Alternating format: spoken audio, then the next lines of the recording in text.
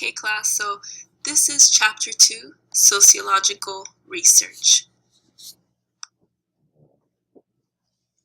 What is social research? Social research helps explain the patterns and practices of our lives through the systematic investigation of what we do and why we do it. But why is it important? Well, for one, it can help change public opinion. For example, I'm going to use gay parenting. For many decades, gay families or gay parents were seen as unfit to raise children. Now, what do you think the general public worried about? I want you to just think about it for a few seconds. If you think that they worried about the kids possibly coming out gay themselves, then you are correct. That is something that the general public worried about.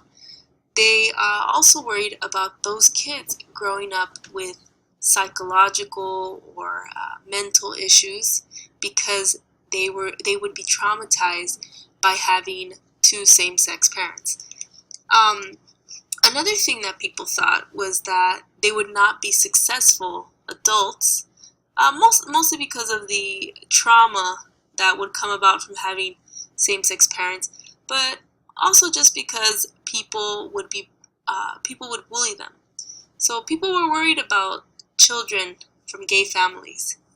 Now, what the research actually said about these individuals, because there was research that was conducted on gay parenting, and what these studies found were that children from gay families were no more likely to be gay themselves when comparing them to children from traditional families. And when I'm saying traditional families, I mean your families with opposite sex parents.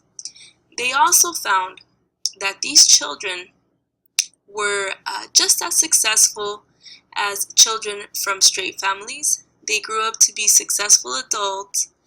They participated in high school at the same rates, and also they participated in college at the same rate as children from straight families.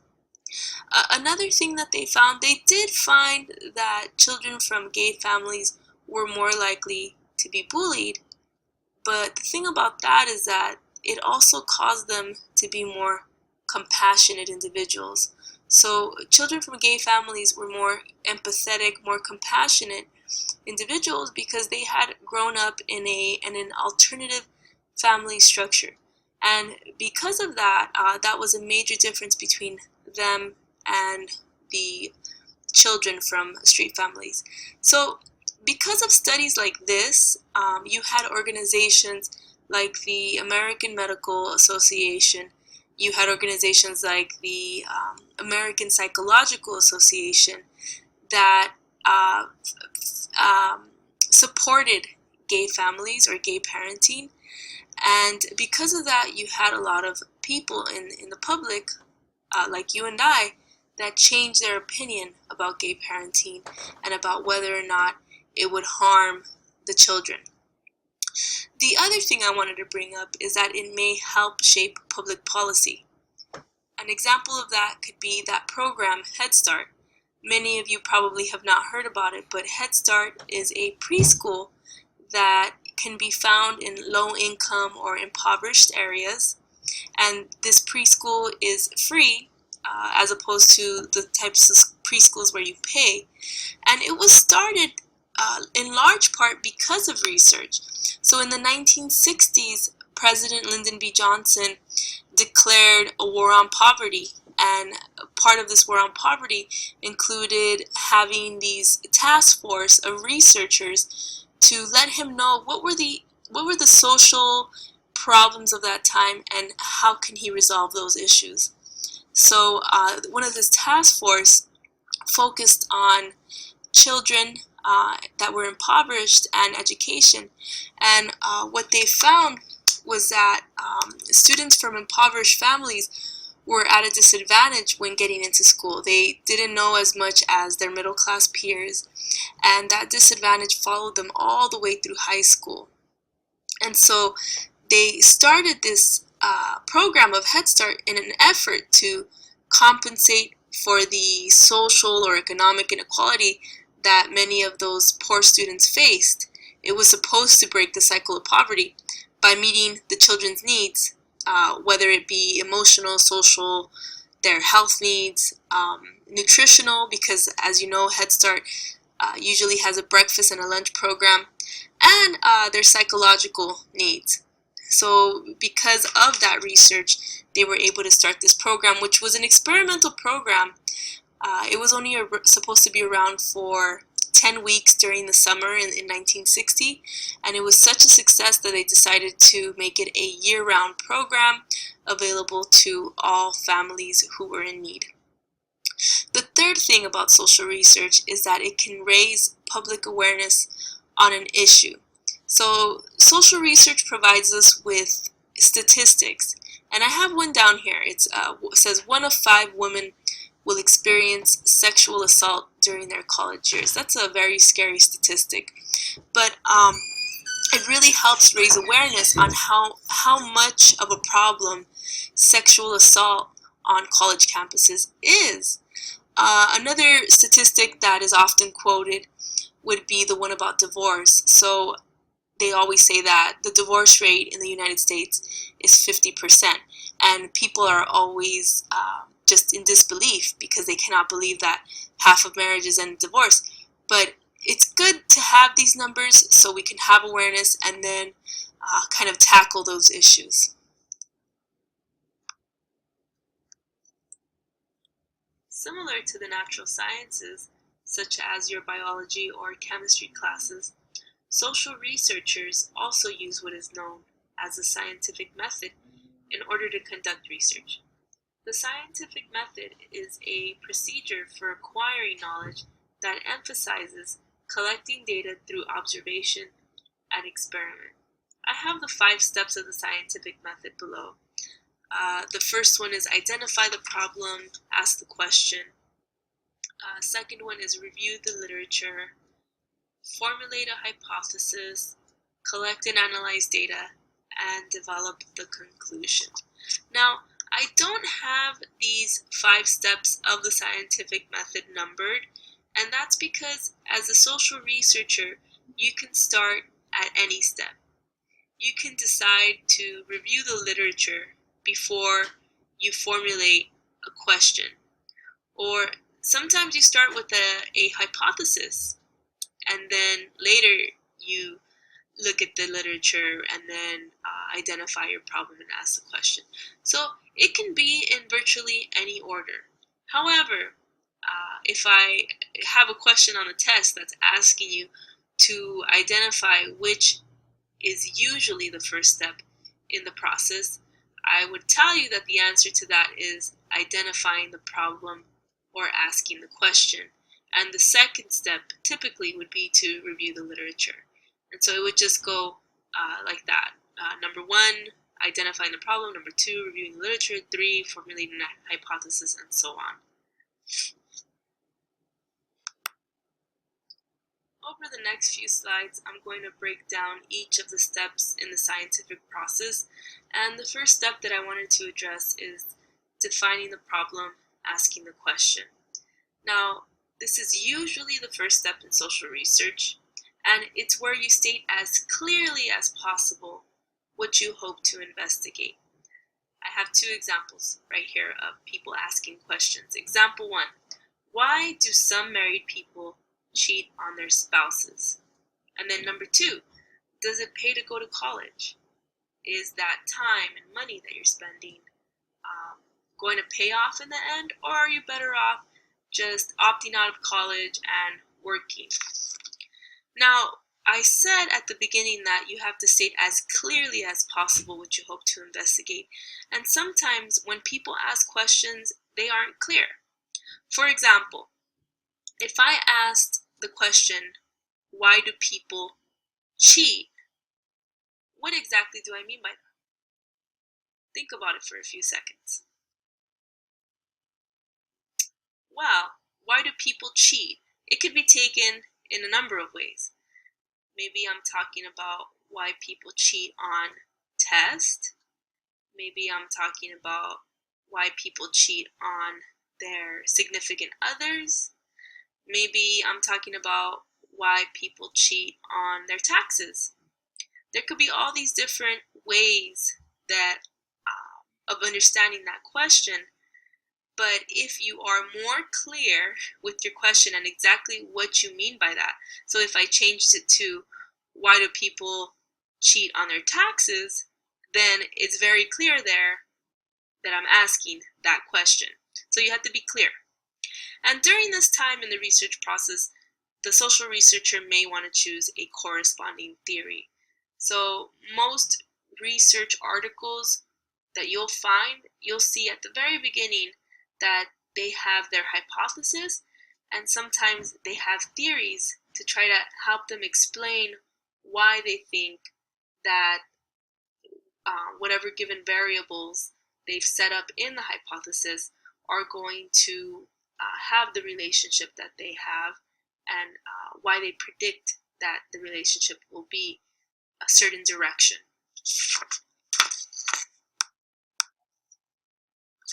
The next step in the research process is to review the literature. This is where you investigate previous research conducted by sociologists and other social scientists regarding the concepts you want to study. This is when you want to know what everyone else is saying about that particular topic. So that's why you look at the literature. And when I'm saying literature, I am not talking about classic English literature like Charles Dickens or Mark Twain. I'm talking about scientific literature or research studies. So it refers to journal articles, books, online journals, even websites can have a lot of information. And why do people conduct these literature reviews? Well, it can help you avoid doing research on a topic that's been over-researched. For example, my original question in the previous slide was, why do married people cheat? Now, if I look that up, do you think that I'll find studies on that? Do you think that I'll find the answer to that, of why married people cheat? Of course I will. There's probably been thousands, if not hundreds of thousands, of studies done on infidelity. And so after I've done the literature review, I realized, gee, my question is not that original. Maybe I should come up with another question. So the new question that I come up with is, how does social media affect infidelity among married couples? Now, a question like that is much more original. It probably hasn't been researched much because social media is a fairly recent phenomenon. So I could be pretty confident that my research question is going to be contributing to the field somehow. Here's an example of me doing a literature review on the PCC Shafford Library. So once you go into the PCC library, you can select databases. And when you get to the databases, you have all these options. You have hundreds of databases that you could choose from. The first one here that I'm looking at is the Academic Search Premier. So let's pretend that I've just clicked on the Academic Search Premier.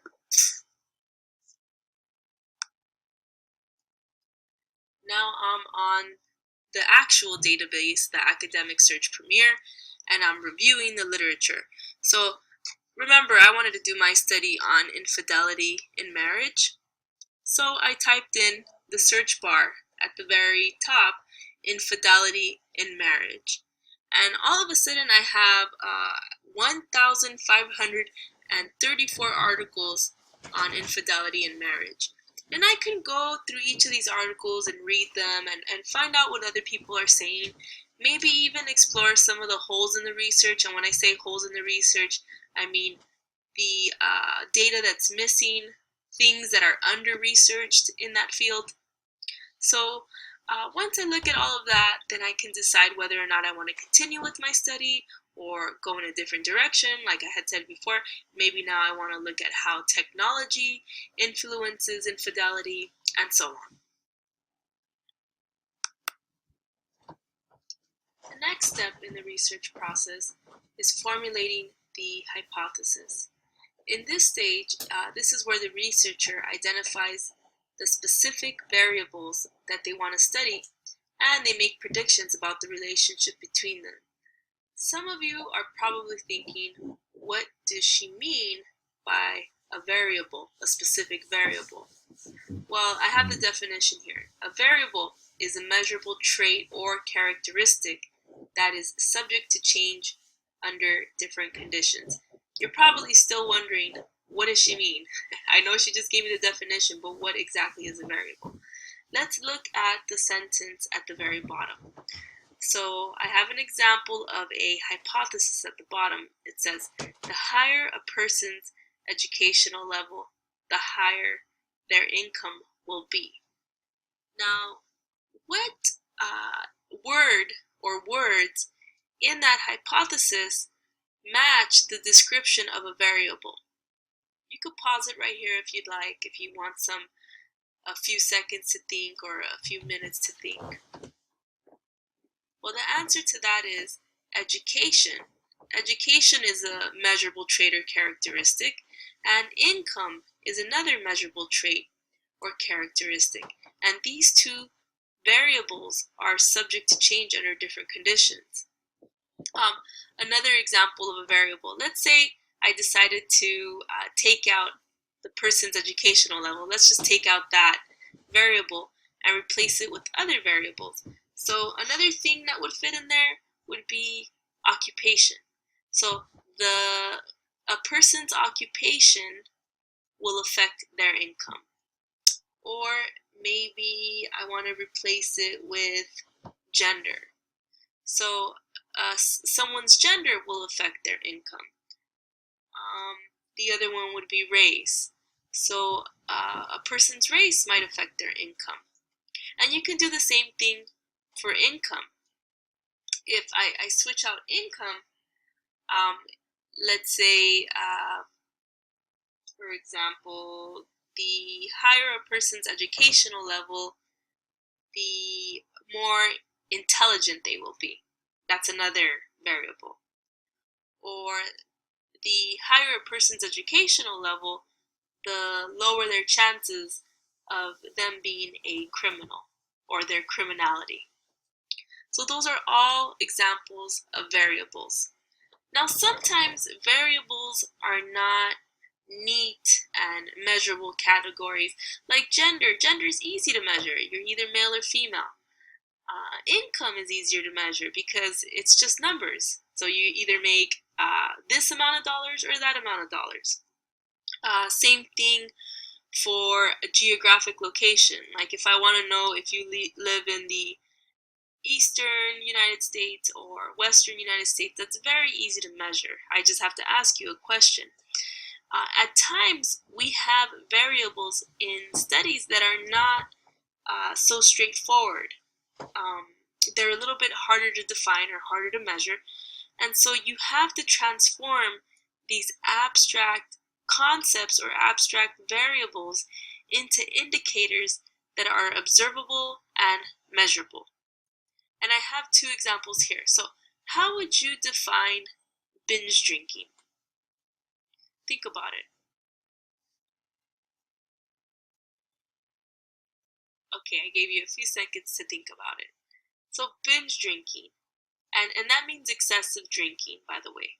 So binge drinking is defined by the public health organizations as having 5 drinks in one sitting for males, and for females it is 4 drinks in one sitting. Usually I have my class do an activity based off of this, and I tell them, please tell me what excessive drinking is. And so they all go crazy. Sometimes people will say, oh, well, 8 for males. And I said, well, sure, that's 8 for males, but in how long of a time? And sometimes they'll say, like, in an hour or in 2 hours. So they always have a lot of fun with this one. For females, the same thing. They'll say 5 for females every 2 hours. Um, but then at the end, I tell them, well, the Public Health Organization defines it this way. So that is transforming something abstract like binge drinking into something that's measurable. The other concept that I usually use is religiosity. How would you define someone's religiosity or how religious they are? Well, when I do an exercise with my class, we come up with a set of questions. So one of the questions would be, how often do you worship? Another question would be, how often do you pray? Another question would be, how often do you go to a place of worship? And so all these different questions help us define whether someone is religious or not. Usually, people might say, well, just ask them how often they go to church. And I say, well, you can't really ask people that because not everybody goes to church. Some people, like Jewish people, go to synagogues, and Muslims go to mosques. So you have to be very careful when you're asking these questions because you have to remember that not everyone is the same religion. The last thing I wanted to bring up was the hypothesis. So the hypothesis is a testable statement about the relationship between two or more variables. In other words, what you expect to find. It's a prediction. And I have again below a hypothesis. So I predict that the higher a person's educational level, the higher their income will be. Okay, so we're still talking about formulating a hypothesis. A hypothesis uses causal logic. Causal logic states that a relationship exists between the two variables and that change in one brings about change in another. I have a little formula below. It's X causes a change in Y. So in a formula like that, and say you have two variables like education and income, so education would be the X. A change in education will cause a change in income. And the X is also known as the independent variable because it's the causal variable that brings about the change in the second variable. And then the Y is known as the dependent variable because the variable, that's the Y variable that's affected by the X variable or the independent variable.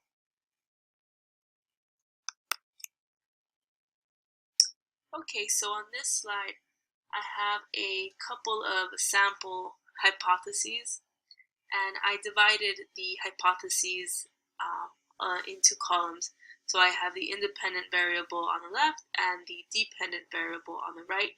Don't worry about knowing that, I just wanted to use the proper terminology.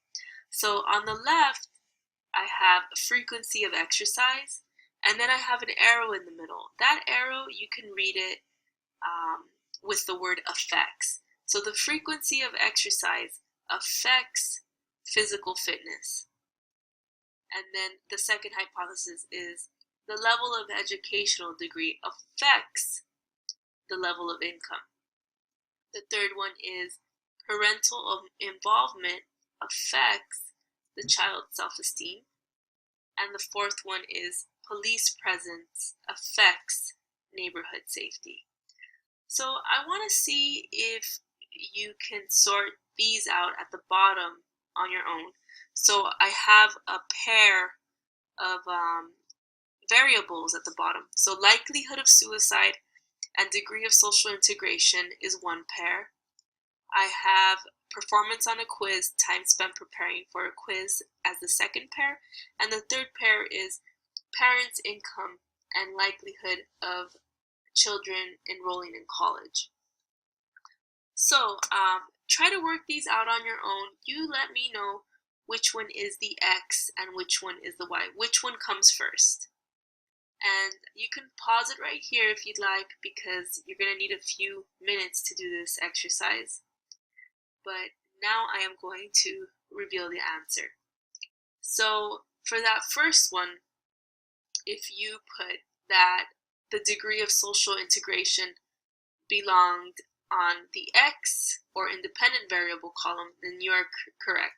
So the way you would read that hypothesis is that the degree of social integration will affect a person's likelihood of suicide. So likelihood of suicide is the Y variable, the dependent variable. The next one here is about time spent preparing for a quiz. So time spent preparing for a quiz would be your X variable, the one that goes on the left column. And the one that goes on the right column is the performance on a quiz. So that the time that you spend on it affects your performance on it. And this last one here, on parents' income and the likelihood of a child enrolling in college, the parents' income would be the independent variable or the X variable that goes on the left, and the parents' income will affect the likelihood of a child enrolling in college. That would be your Y or your dependent variable. So if you got all of those right, congratulations to you.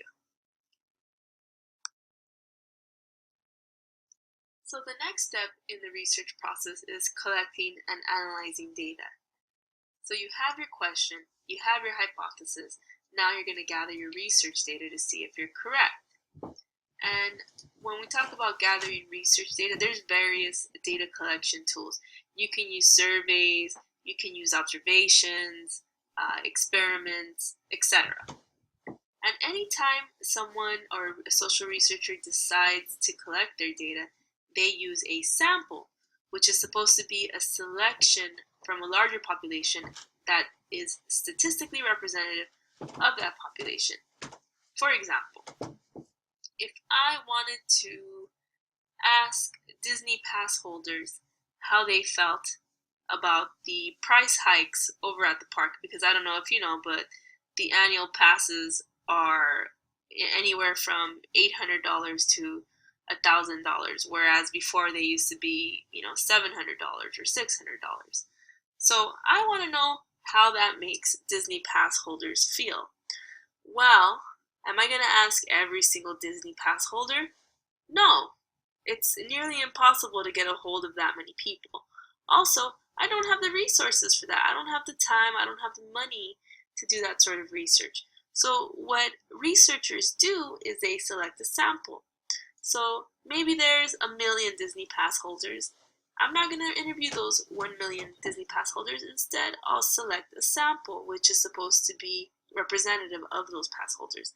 And my sample is going to be about 1,000 people. So I'm going to ask 1,000 Disney pass holders how they feel about the price hikes. And that should give me an idea of how the rest of the 1 million pass holders feel. Now, also with the sample, we want to ensure that every member of the entire population has an equal chance of being chosen. So social researchers institute what is called a random sample.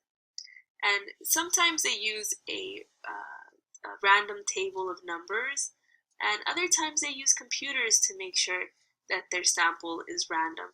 So a computer would function like this.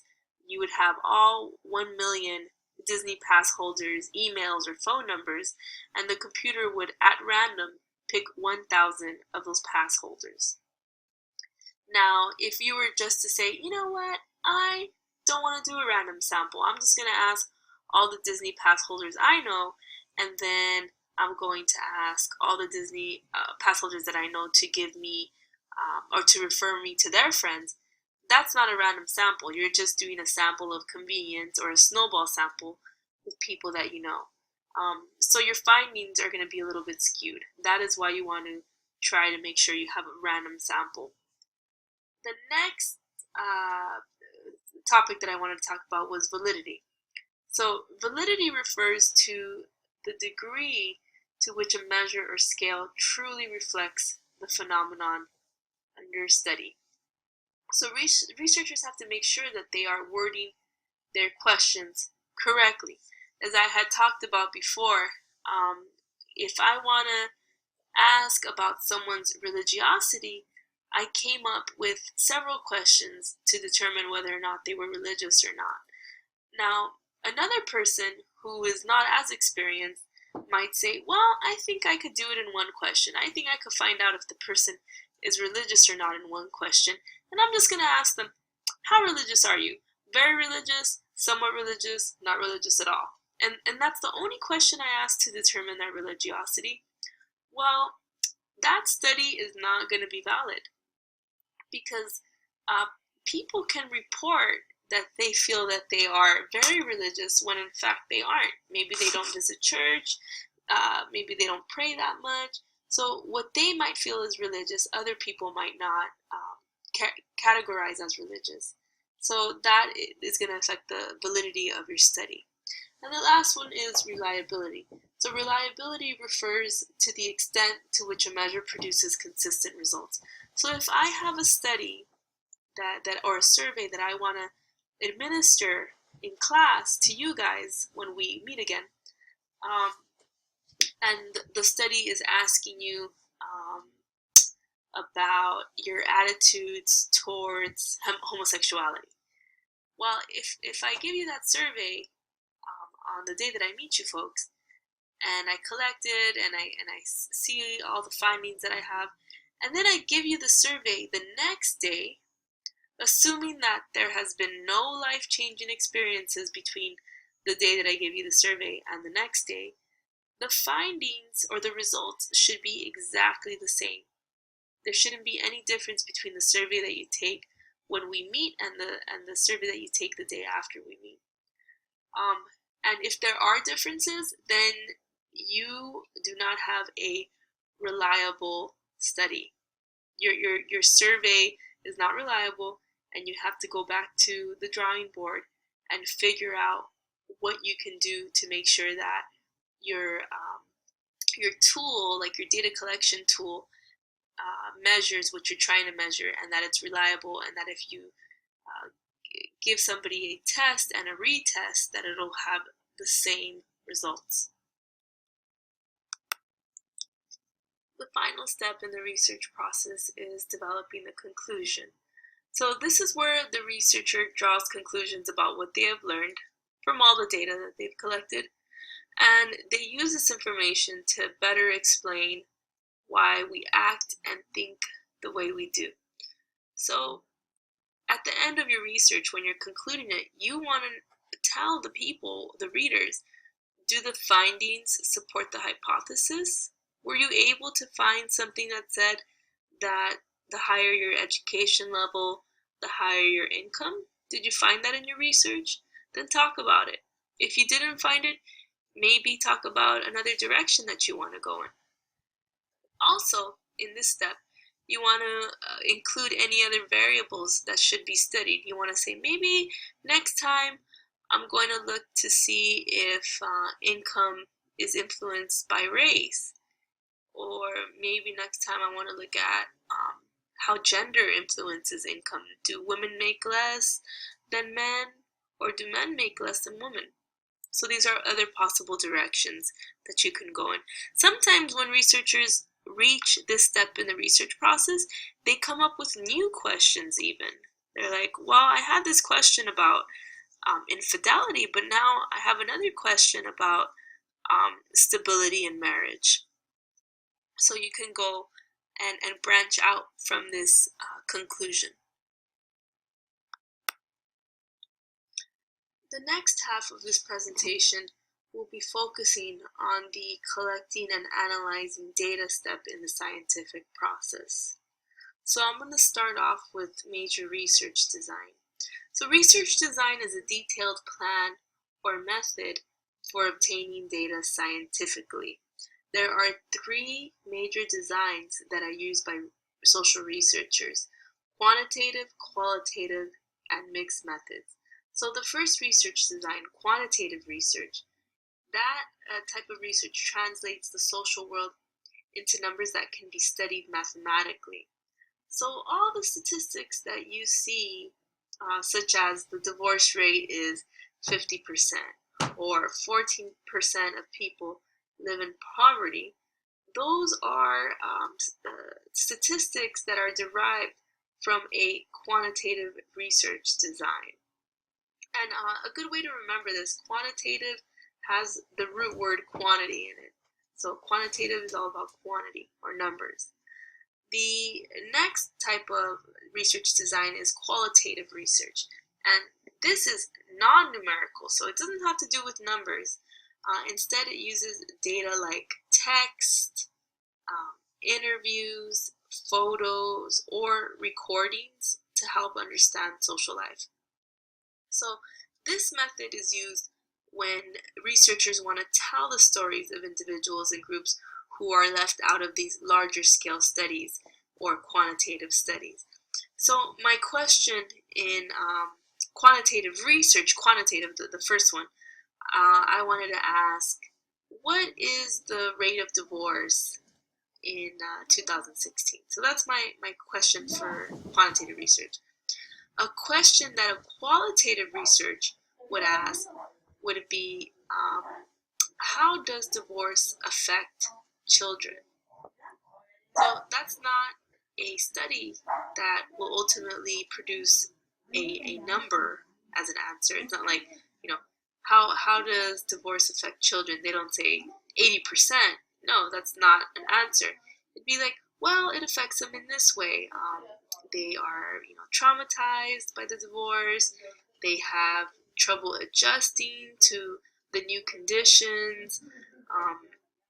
They may find it difficult once their parents remarry and go into blended families. So that is a type of answer that you could get from qualitative research. And then sometimes people use mixed methods. So you're using both quantitative and qualitative in mixed methods. Maybe my question is again how children are affected by divorce. So I can interview them and ask them, what are all the different ways that divorce has affected you? And then I can also use the quantitative research to look at the numbers behind it. So if they tell me, well, I'm not doing that well in school, I could use quantitative research to look at their performance before their parents were divorced, and then look at their academic performance after their parents are divorced. And I could make a claim, and I could say about 50% of children from divorced families end up failing their classes the year after their parents' divorce. So that would be using both methods, the qualitative and the quantitative. So the first type of research design that I wanted to discuss is quantitative. A quantitative method of data collection is called a survey. So this is a study, generally in the form of a questionnaire, that provides researchers with information about how people think and act. And again, because it is quantitative, it looks at large-scale social patterns and it employs statistics. It has a lot more respondents or participants in the study because they're trying to generalize about the larger population. So an example of a survey would be a political poll, such as the type of polls that Gallup conducts when they call your home. Either they could be online or on the telephone, and they'll ask you, who are you going to vote for, Sanders or Clinton? So that'd be a political poll. ABC News does this as well. You might have seen the ones where they ask about the president's approval rating. They'll say they'll ask you if you approve of the president or not, and usually they'll have something on ABC News or CNN that says 30-something% of Americans approve of President Obama. The advantage of having a survey is that they are very precise.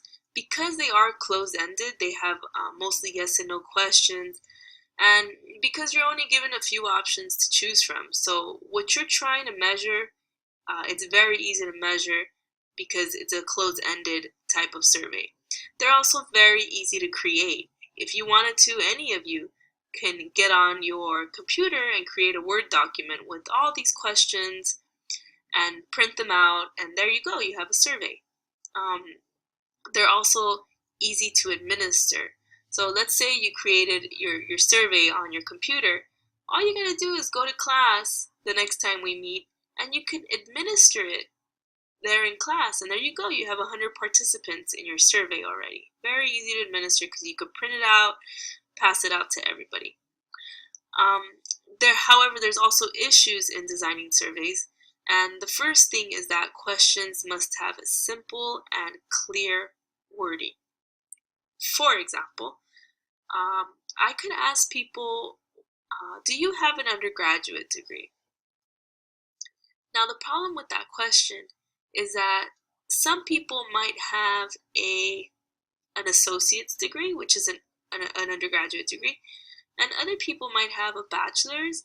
So sometimes people with an associate's degree don't really know that they have an undergraduate degree. Usually, undergraduate degree is used to mean the bachelor's degree. So that might confuse some people. Now, the best way to do it is to just separate that question into two and ask people, do you have a bachelor's degree? And then ask a separate question that says, do you have an associate's degree? Now, the other issue in designing a survey is that you need to have open-ended questions that are carefully phrased to solicit the type of information desired. So if what you want to ask is the public's opinion about children's programming on public television, then ask that.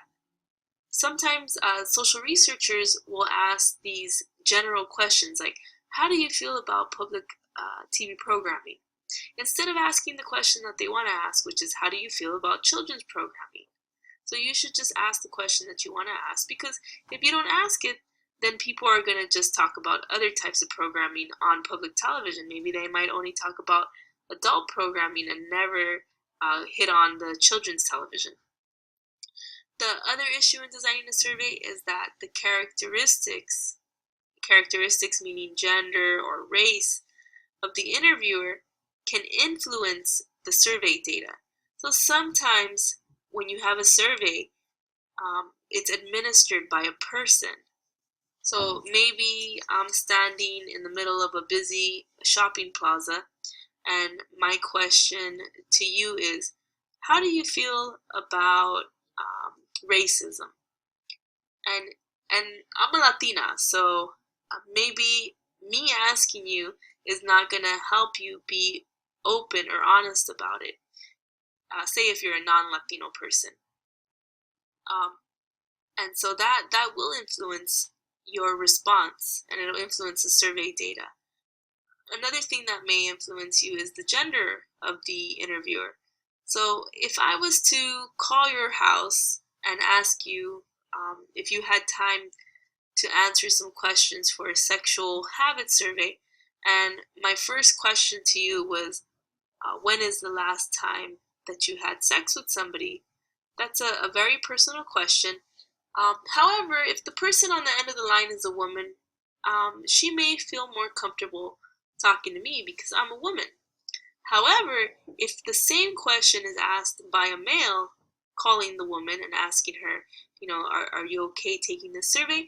And the first question he asks her is, when's the last time you had sex? She might not feel that comfortable talking about it. So yes, the characteristics of the interviewer can influence the survey data. We're still on surveys. Now, two types of surveys are interviews and questionnaires. An interview is a face-to-face or a telephone questioning of a respondent in order to obtain desired information. I already gave you an example of an interview in the previous slide, which is the Gallup poll. So the Gallup pollsters will call up people and ask them about their opinions on who they think is a more popular candidate, or who they're going to vote for, or whether or not they approve of the president. So these are all interviews. Another type of interview is the type where the person is actually in front of you administering a survey. So at Disneyland, they have these people in downtown Disney who have iPads, and they stop random people to ask them about their experiences there at the Disneyland park or at downtown Disney. And they'll ask you, do you have some time to take a survey? And then usually the survey tells you how they can, not tells you, but it asks you for input on how they can make the experience more pleasant.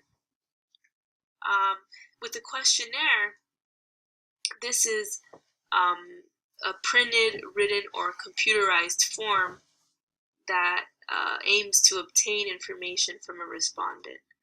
A questionnaire is usually not given or administered by a person. It's something that you get through email, or it's something that is sitting at a restaurant table asking you to talk about how your visit went, or it could be mailed out. Sometimes surveys are mailed out. That's a lot more old school. Most of the time people will email surveys. Like Verizon Wireless wants to know how your customer service experience went, so they'll email you a survey. Now, what are the advantages of interviews over the questionnaires? Well, the advantage of the interview is because you have a person asking the questions either face to face or through the telephone, you have a higher response rate versus if a computer was just asking you. So usually when a computer asks you, can you take a quick survey after the operator has helped you? People usually say no, because it's easy to say no to a computer. But if you have somebody in front of you saying, would you mind taking a quick survey? It's only going to take 2-3 minutes. Then you might be more likely to accept and say, okay, I'll take the survey.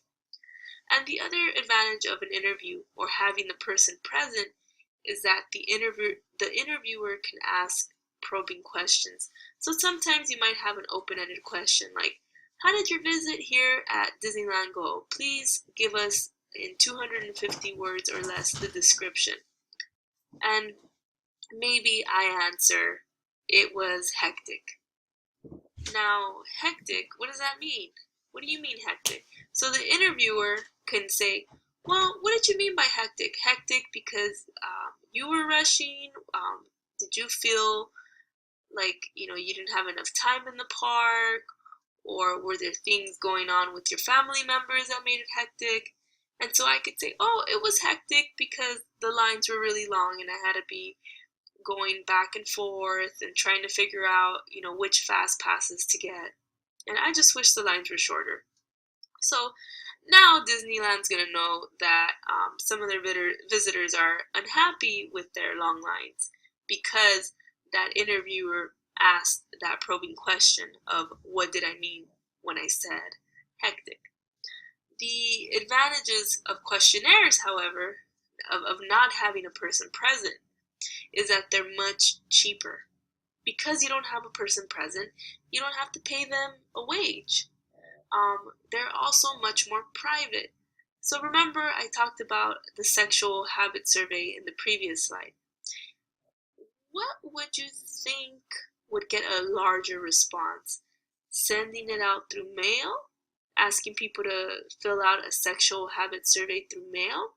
Or having people interview individuals about their sexual habits? Well, it probably make people feel a little bit more comfortable answering the mail form, so that might get a larger response because people feel more comfortable filling out a survey than talking to a person. Let's move on to qualitative methods now. We were talking about surveys and questionnaires. Those are all quantitative. Now let's look at qualitative. So the first one I want to discuss is observation.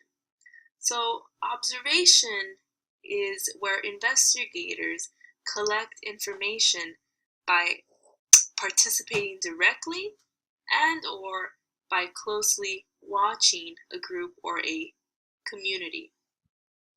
Now, why do sociologists engage in observation? What's the point of it? Well, they engage in observation because it allows them to examine those behaviors and communities in greater depth than is possible using other methods. For example, if you were curious about the habits and rituals of the Yanomamo Indian tribe, I have the Yanomamo Indians at the bottom there. If you wanted to know about their tribe and the sort of things that went on in their tribe, it would probably be a better idea to spend some time with that tribe to observe them than to try to give them a survey, asking them about all their habits and rituals. You have to also consider not all tribes have a written language, so you might not even be able to translate the survey, into a language that they can understand. So you have to think about all these things when you want to look at or understand a community a little bit more in depth. And the researcher must take detailed notes whenever in the field. So this picture at the bottom, I have Napoleon Chagnon in that picture. He's a very famous anthropologist that studied the Yanomamo Indians from the 1960s to the 1990s. And he conducted fieldwork that involved him having to take these detailed notes. Now, it's a very difficult situation for the observer, because sometimes when you're kind of in the moment, it's not, it wouldn't be the best, how do you say, it would not be a good idea to have a notepad and a pencil on you while you're partaking in these activities, especially like if you're in a tribe that doesn't understand why you're even taking notes. So the best thing to do is to try to be in the moment, try to observe as much as you can, take in as much as you can, and then later write down the notes from your memory. So that's exactly what Napoleon Chagnon did. He would participate in the community, observe, and then when he would get to his little hut, he would write down all his notes. But it's very difficult to remember everything in a detailed manner. So it's a hard job. It's hard being a researcher and taking these detailed notes. So one way to collect data is through ethnography, which means to study people in their own environments in order to understand the meanings that they give their activities. I already discussed Napoleon Chagnon's work with the Yanomamo Indians, and actually Napoleon Chagnon's work was an illustration of both the observation, data collection method, but also of an ethnography. Now, ethnographies usually involve what is called participant observation, because the researcher becomes part of the group or community they wish to study, so now they become participants in those communities. And whenever you're talking about an ethnography or observation, you have to bring up insider-outsider status. So there are some individuals who attempt to study communities that they are not a part of. Maybe you are a white European male who wants to study the Aboriginals of Australia. Now, it might be a hard time for that individual trying to get that insider status and trying to gain acceptance in that community. And because of that, he might not be able to study them. Now, sometimes people know the groups that they are studying, so they already have insider status. And you have an example here, a picture of Dr. Randall Contreras, who's the author of the Stick Up Kids. And he actually was my professor over at Cal State Fullerton for the graduate program. But he had some very interesting work. He was studying drug robbers. Those are the people that robbed from drug dealers. And he was looking at all the reasons why they resorted to drug robbing. You know, what are the causes of that? Why are they doing this sort of deviant behavior? Why don't they just sell drugs? Why do they just feel that they have to rob from other drug dealers?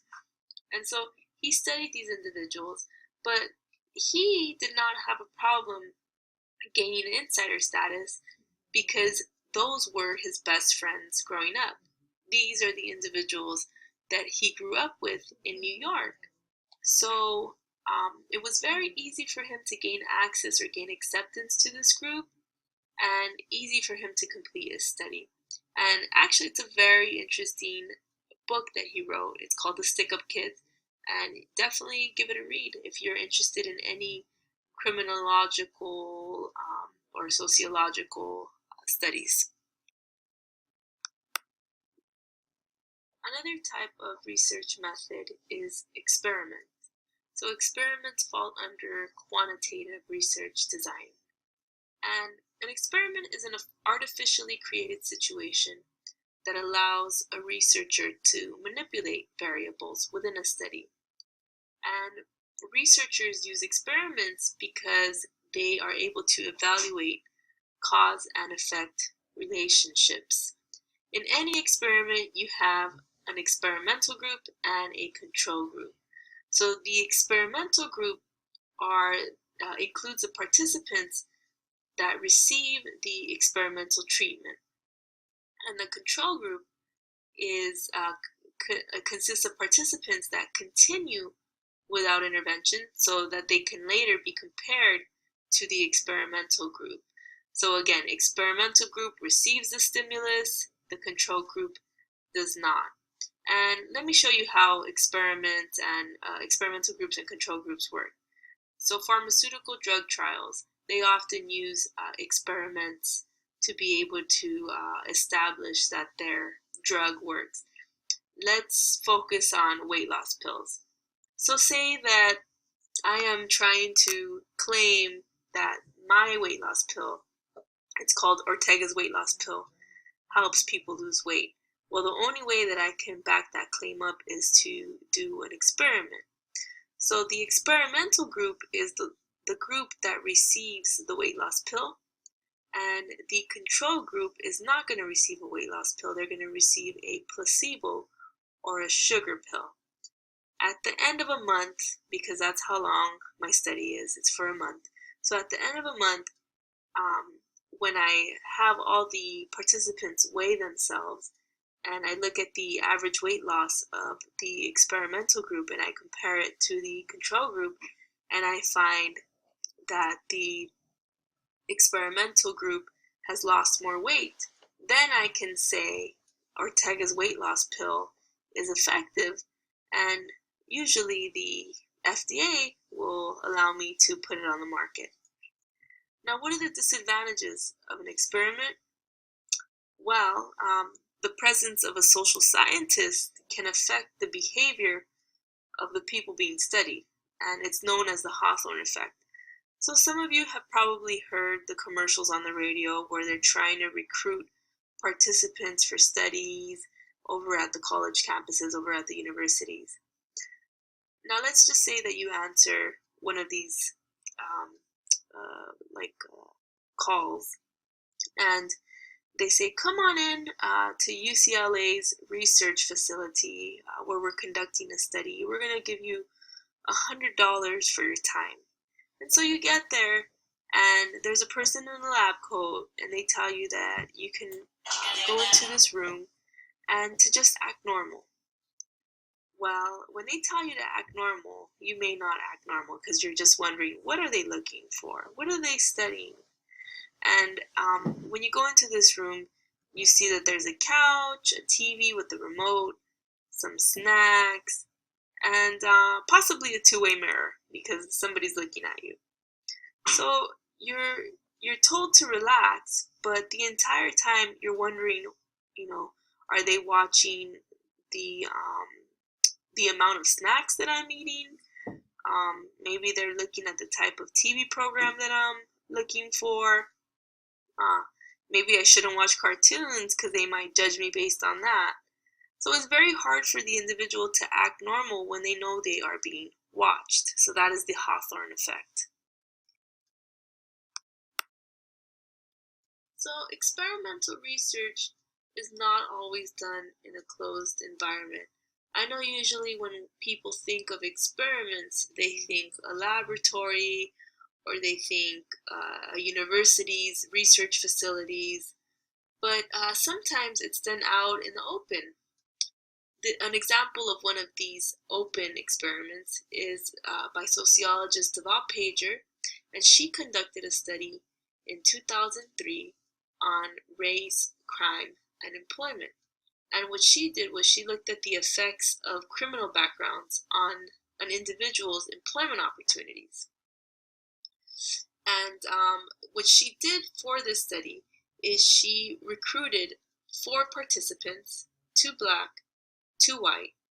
She made sure that they were well dressed, that they were polite, and she wanted them to look for entry-level work in Milwaukee. They presented themselves as high school graduates with similar job history, and 2 of the men, 1 black, 1 white, she gave them a prison record. So 2 of the men claimed to have served 18 months in jail for a felony conviction, a possession of cocaine with intent to distribute. And she had them apply at 350 different employers in the Milwaukee area, and above are the results of her study. So if you look at the bar graph, you can see that the percentage of employers who called back was much higher for the white respondents without a prison record. The gray bar is for without a prison record, and the black bar is with the prison record. So 34% of the 300 plus people that this white respondent had applied to called him back. And then you got 17%, so less than half of the people, or about half of the people, calling back the white individual with a prison record. But if you compare that to the black males, you'll see that the black males without a prison record have even less callbacks than a white male with a prison record. So a black male with no prison record got less callbacks from employers than a white male with the prison record. And then again, if you're a black male with a prison record, you get less than half the callbacks than a black man with a prison record, without a prison record. So this study was very shocking, and a lot of people said, well, maybe it's because they did it in Milwaukee. It's not such a diverse area. So Deval Pager did it a few years later in New York with the same circumstances, 4 individuals, well-dressed, with the same educational background, and they had the same results. So it didn't really matter if it was in Milwaukee or New York. The effect of someone's criminal background, it will definitely have an effect on their employment opportunities. But also, this study pointed out how important race was on employment opportunities. I'm going to skip this slide because I will not be testing you on secondary analysis. But if you'd like, go ahead and review this slide and also refer to your book, which has some very good information on secondary analysis. I wanted to talk about research ethics for a bit. So every researcher has to abide by a code of ethics, and here are the most popular or the most common code of ethics that are discussed in the research world. And the first one is professional competence. So you have to use appropriate research techniques in proper ways. If you are not competent, if you do not know how to use the different research tools, then you should not be conducting research because your studies will not be valid, and maybe people will get the wrong idea about whatever it is that you're researching about because you don't know how to conduct research in proper ways. The second code of ethics is to have integrity. Be honest, be respectful, be fair, be respectful of participants. Don't use deceit if it's going to harm your subjects. So be upfront. The next one is professional and scientific responsibility. You have to adhere to the highest scientific and professional standards. And there is an institutional review board at every university to make sure that you are adhering to the highest scientific and professional standards. So there's a group of your peers who will review your work, and if it's not up to the standards, they will reject it. It will not get published in an academic journal.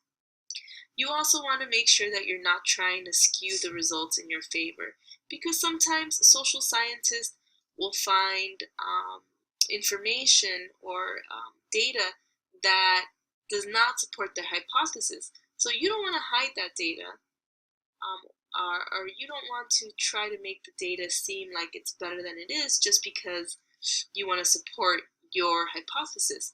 You have to make sure that you report the findings the way that they are. The next one is respect for people's rights, dignity, and diversity. So you have to be unbiased and non-discriminatory, respecting the dignity and worth of all people. The next one is social responsibility. Contribute to the public good. Make sure that your research is going to contribute to the public good and it's not going to cause disorder or controversy. Sometimes studies do cause controversy, but if they're done in a proper professional and scientific way, then people should be okay with it. And also protect human subjects and do no harm. Do not harm your subjects, whether it's physically or psychologically.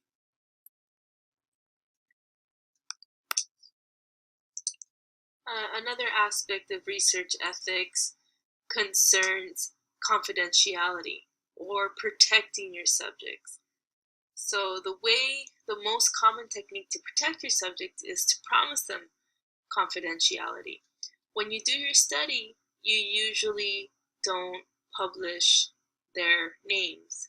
You will use a pseudonym, and you will not publish any sort of information that might give your participant away. So if you interviewed somebody from Los Angeles and they work at a Burger King in Pasadena, you're not going to reveal any of that information. You're going to be vague. You're going to say, I interviewed this fast food worker in the Los Angeles area, and their name was Jack, but maybe your participant's name is actually John. So yes, you use confidentiality to be able to protect your subjects. The second thing that researchers do is to promise anonymity. Now, with anonymity, even the researcher does not know who provided the response. The best way to provide anonymity is through online sources. So maybe you're sending out a sexual health survey to random people's emails and asking them to fill it out. And you can say, do not worry, your response will be anonymous. So that person can respond to the survey and send it out, and even the researcher does not know which person responded to it or which email it came from. So that is anonymity. And if you want to read up on unethical studies, you can look at the famous case of the tea room trade research, which was conducted by Lord Humphreys, and he had all these ethical violations. And this study that he did was actually conducted before the creation of the institutional review boards at the universities, which made sure that all studies were professional, scientific, and ethical.